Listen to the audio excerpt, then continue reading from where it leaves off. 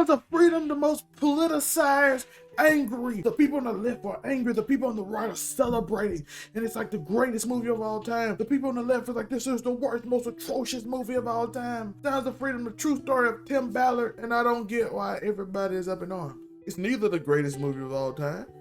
I know some of y'all don't say that, and it's not the worst movie of all time. It's really actually pretty good. You consider this a conservative movie, it's by far the best conservative movie of all time. But it has nothing to do with any of the issues that people have complained about. It's weird. I know y'all hate the director and the actor, but this was before most of y'all would have hated him. 2018 done by Fox, done away with by Disney. Again, I have a lot of problem with how Disney runs. Instead of making $150 million movies for Disney Plus, you could just give $100 million and give $2.5 million to a bunch of different independent artists and directors and put it on later on and just put them on the show and find your hits. That's how Netflix actually succeeds, and that's why Disney struggles. Because they want to put on blockbusters on the internet. Why would you put 150? I digress. This is about Sounds of Freedom, Tim Ballard, and his story. Let's get straight to it.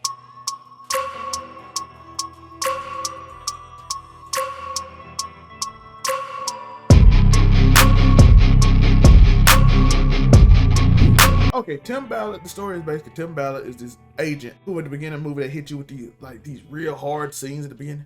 Like, our job is too hard. I have kids.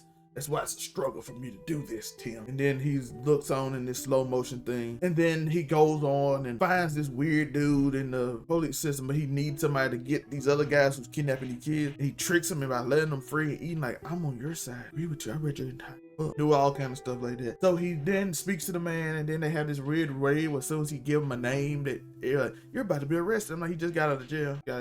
So the movie is embellished a lot because some of the stuff didn't make sense. It had points where it was dull, and it did have dull points. It did. The first 40 minutes was riveting. It had like a dull period in which a lot of stuff didn't make sense. The beginning had that part I said didn't make sense, but the middle part had a bunch of make sense. So Cynthia used to do find the guy at the car, find the little boy give him a necklace. My little sister's overseas. He's dedicated now to go overseas and do this secret sting operation to get his little sister back. He goes on, save 54 kids, and then finds a little girl on the island where he goes solo and did some ninja stuff and got the man out. Everybody happy. Boom, he's a hero. That's a great story. Had a bunch of high points. Too many low points. But again, I give it about 7.5, 8. Really solid movie. It might have would have got a little higher, maybe 8.5, 8, if I didn't watch Extraction 2 and Mission Impossible. They had like the same 3-day span. So it probably would have got a little higher, but it's a good movie. I recommend everybody, because some of y'all politicize and angry all the time. It'll hit you in the first 40 minutes with like some deep things that you thought about. This really happened. Really depressing. Kind of defeats the purpose of people like, oh, I want my entertainment not to distract me from real life. It kind of defeats that because it's based on real life. So if anybody ever tell you that it's like, oh, you just like it when real life doesn't really affect you, it just like makes you a hero. I also want to tell people, listen, it's a movie. It is a movie. That's what the thumbnail said. That's what it is. I know some people's like, yeah, we gonna go out here and say, no. I know this movie skipped a lot. It's like a long operation that Tim Ballard had. You skipped a lot of important scenes because the movie would be like 20 hours long if you actually did what they had to do. It'd be even more drawn out and a lot more low point because doing all the processes, getting all the money together, getting it organized and finding out who all the people are. There's only so much interesting thing you can do in it, so I'm not blaming the movie for that. I'm just saying in real life, you won't be able to recognize that in that scene, right? You won't be able, because you are not going out being a hero randomly for no reason. You're not just gonna run out here and just save 50 kids on your own like the man did with Hillary Clinton in the pizza thing, and they found out that no one there because you don't have the resources to find out who knows what and do what. You're just a regular person. I have to caveat that, but some people be out there, you know what I'm saying? Out there in some weird mission. But the one thing I did like about this movie is they actually put it at home. It's not, I was worried when I first heard about it that this movie was gonna actually be about some weird like political landscape thing that happens where, oh, the people on the left are trying to hide this, or somebody on the right are trying to be safe. No, it's just a movie about something real. Like, yo, there's bad people trying to get some young people to do what they want. They selling them off overseas. They kidnap them in the real world. We done seen it multiple times. If you go watch this channel right here, I'll Be That News where I'm on. I speak on it all the time. I always talk about it's regular people doing that. It's not some guy in the White House that can affect us. It's your local people. It's somebody up the street that you think is a nice person. And well, this one is foreigners, so, but I hope y'all don't think all foreigners do that. But yeah, it's people overseas. They get visas. They get somehow they get to work in the country by some other guy. They pay them. They send them over and they sell them off. It's Americans that do it. So, and then they sell them overseas and stuff. It's something that need to be talked about. I felt like the movie might have drawn on there way too much at times. And the fact that it's a true story, it's embellished. All politics, all people, every military person I ever did embellished 50 stories about this. I jumped over a roof and off the top of a car, flipped, and then shot 18 Iraqi soldiers.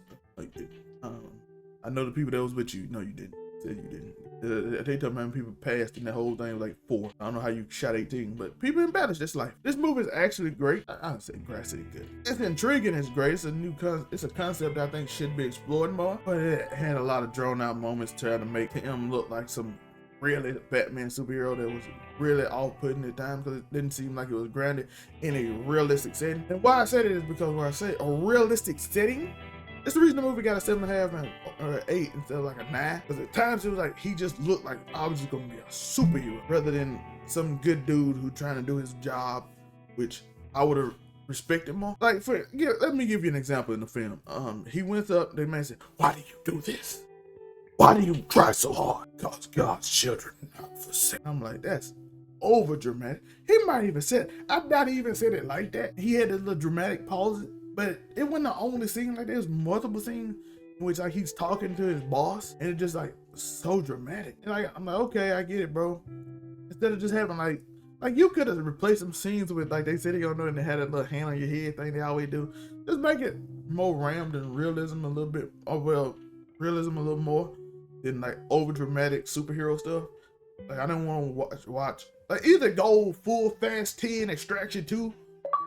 Or go realistic story, right? To me, when I get taken out sometimes, that's just me though. That's me. You might have liked it, but I'm not like some culty like Christian cult. I'm a Sunday school teacher. But I'm not like some everything has to God in the sentence to make it more impactful. It'd be really, you don't do that in real life. You know you don't. Unless you're a cult, then you do that in real life. But other than that part, like the movie, like I said, had bland part.